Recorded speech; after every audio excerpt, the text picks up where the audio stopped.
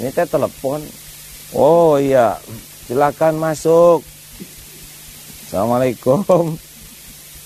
Wabarakatuh. Ini dari Alo, A. Maaf, dari Alo, A. Dari Alo. Iya. Di Surabaya.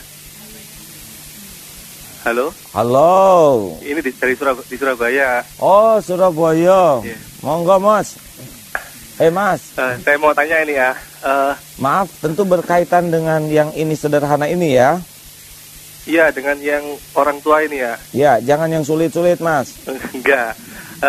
Ketika kita dihadapkan kepada suatu kasus bahwa orang tua itu ada yang meninggalkan anak-anaknya, rupanya mereka dan bercerai dan mempunyai keluarga lain ya.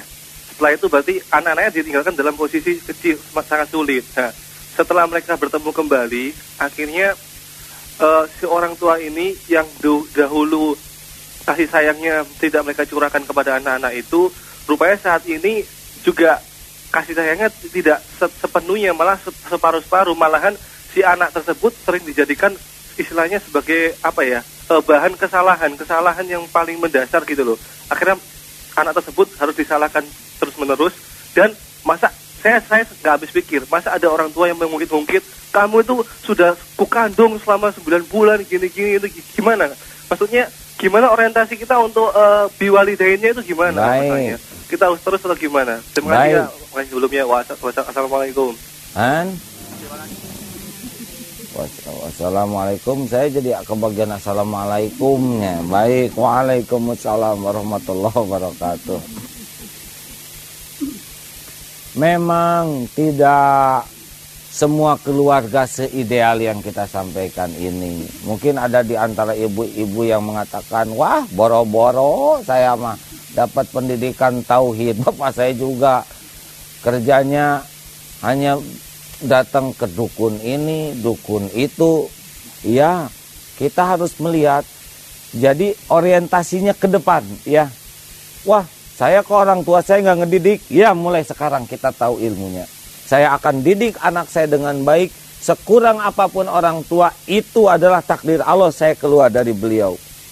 Sejelek apapun akhlak orang tua saya harus menjadi orang yang berada di barisan paling depan untuk membantu ayah saya menemukan kehidupannya. Makin banyak menuntut dari orang tua, makin banyak kecewa. Udah, kita tidak rugi dengan, wah tapi saya mau begini. Sudah, memang itu lembarannya begitu. Yang sekarang mau kita bagaimana kan lembaran yang tersisa. Tapi orang tua saya ini suka ngungkit-ngungkit. Kita pahami memang stok ilmunya memang terbatas.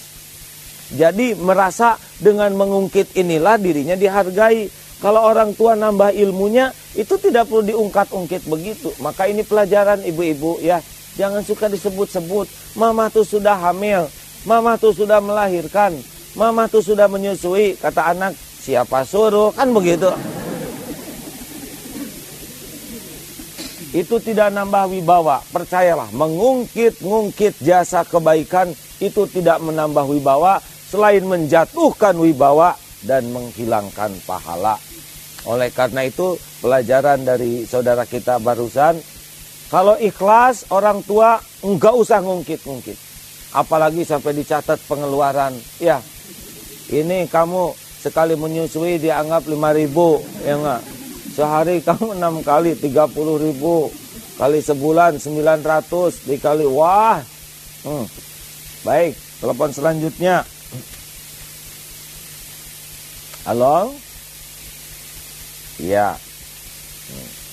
Nomornya sudah tahu belum? Sudah diberitahu kan? Assalamualaikum. Waalaikumsalam warahmatullahi wabarakatuh. Halo, Pak, dari Bu Sofi. Bu Sofi di mana Bu Sofi? Di Ciputat. Di Ciputat, Jakarta ya? Iya. Halo, Assalamualaikum. Waalaikumsalam warahmatullahi wabarakatuh. Ibu, saya mau tanya. Kalau gitu, sekarang ya, kan boleh. anak-anak tuh udah pada pergaulannya sudah ini ya lumayan lebih parah daripada dulu gitu istilah kasarnya. Terlebih sekarang banyak acara-acara televisi. Nah, bagaimana caranya kita memberikan imun kepada anak tapi bukannya mereka melarang Ibu untuk putranya tidak boleh berapa? bergaul. Ya, Putranya berapa? putranya 1. Sebesar apa? Maksudnya usia berapa? Oh, masih balita. Oh, Ah, itu yang untuk bunyi itu kan? Kenapa? Itu yang sedang menangis. Oh iya. Oh. Jadi gitu Pak. Makasih Pak. Assalamualaikum. Waalaikumsalam warahmatullahi wabarakatuh. Ini bagus sekali ini. Dari mulai balita sudah mau dikasih imun. Kan ada disuntik apa teh geningan vaksinasi supaya arah imun ya. Bagaimana nih? Itulah kalau ibu bapaknya benar-benar ilmunya menambah terus, keyakinannya kokoh, jadi menghadapi masalah juga si anak tuh bisa merekam ketika sulit uang. Ternyata bapak tuh tenang, tidak uring-uringan. Kata anak, "Pak, kenapa kok bapak tenang aja? Kita kan lagi tidak punya uang." Ya kan nggak tenang juga, tetap aja nggak punya uang ya. Kalau ibu dengan bapak benar-benar stabil, kalau berkelahinya juga tidak diperlihatkan ke anak-anak, ketenangannya, keyakinannya kepada Allah, ibadahnya ketika dapat nikmat, bapak ibu tuh benar-benar syukurnya luar biasa. Kalau dapat rezeki juga sodako. Pak, kenapa bapak kalau punya uang suka dikasih-kasih ke tetangga, ke orang lain? Nah, ini tuh rezeki dari Allah. Kita itu tidak akan kaya dengan uang yang kita kumpulkan. Kita itu akan terjamin kalau kita rajin sodako, di Allah aman. Kalau kita rajin sodako, nanti kalau kita perlu Allah yang ngasih. Kalau disimpan di tabungan boleh, tapi kalau Allah mau ngasih ujian 2 kali tabungan jebol, ya sakit, betul tidak? Nah, begitulah. Jadi ibu bapak yang budiman di rumah luar biasa pentingnya bagi kita untuk terus meningkatkan kualitas ilmu kita supaya kepada Allah itu yakin.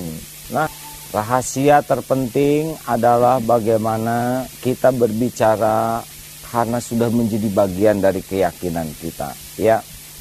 Jadi ibu bapak jangan berharap punya anak-anak ikhlas kalau dia tidak mengenal Allah. Jangan berharap anak-anak tidak rewel ke orang tua kalau dia tidak diperkenalkan kepada Allah. Hanya dengan mengenal Allah, alladzina yadhkurunallaha qiyaman wa qu'udan wa 'ala junubihim wa yatafakkaruna fi khalqis samawati wal ard. Rabbana ma khalaqta hadza batila subhanaka faqina adzabannar. Jadi anak tuh harus diupayakan berdiri, duduk, berbaring, terus bisa mengenal Allah dengan melihat kucing berantem, kesempatan memperkenalkan Allah. Tuh anak-anak, kucing ini Allah yang membuat, ada rezekinya masing-masing. Tuh lihat kasih sayang itu ibunya dibawa anaknya walaupun tidak belajar, tidak kursus. Begitulah dikenalkan. Nyamuk. Tuh nak, nyamuk. Cecak tidak punya sayap, nyamuk punya sayap. Tuh kan, kalau rezeki begitu. Walaupun tidak punya sayap, tapi cecak ketemu dengan rezekinya karena Allah yang ngasih rezeki. Jadi luar biasanya bagi orang yang bisa memperkenalkan Allah. Mungkin ada lagi mah yang bisa ya. Sedikit tentang televisi. Televisi ya, tentang televisi bagaimana? Yang pertama adalah contoh dari orang tua. Jadi kalau orang tua memberikan contoh bahwa nonton TV ini harus jadi kebaikan, maka dia akan pilih-pilih. Nah itu anak akan melihat gitu, walaupun masih kecil. Selama kita memberitahu ke anak jangan ini, tapi kita malah menonton, itu nggak bisa anak. Oh, jadi ayah merem-merem tapi bapaknya melotot gitu. Oh, gitu ya. Kemudian yang kedua, harus ada alternatif gitu, alternatif. Untuk acara TV itu alternatif. Ya, misalnya acara ini tidak boleh ditonton oleh usia segini. Nah, anak nggak bisa dilarang sekaligus, mesti ada kan, alternatif. Suka lari ke rumah tetangga waktu itu juga kita yang kita dimatiin, anak-anak nggak ada, toh nonton di tetangga Pak. Ya, jadi ada kegiatan lain yang anak tuh lebih suka daripada nonton acara yang kurang bermanfaat. Harus pinter-pinter, banyak mainan. Ya, baik. Baik, penelpon selanjutnya dari seluruh penjuru tanah air. Dipersilakan 5744781 atau 5744782.